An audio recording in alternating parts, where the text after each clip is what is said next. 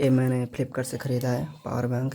इसे मैं अब अनबॉक्सिंग करने जा रहा हूँ। दोस्तों देखिए, आजकल तो आईफोन के बदले में भी मिल रहा है, इसलिए वीडियो कर रहा हूँ।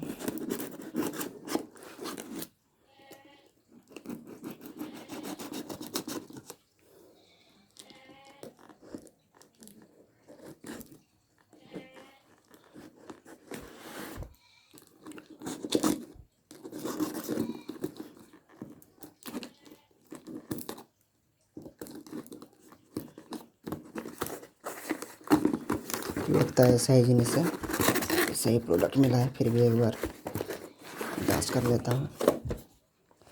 ठीक है, देखिए 20,000 mAh की है, सब कुछ सही है। टाइप सी, मेरा फ़ोन का दोनों तरफ टाइप सी है केबल का, इसलिए मैंने ऐसे ख़रीदा था। देखते हैं, सब कुछ तो सही लग रहा है। अच्छा ठीक है, बाकी वीडियो बाद में करूँगा।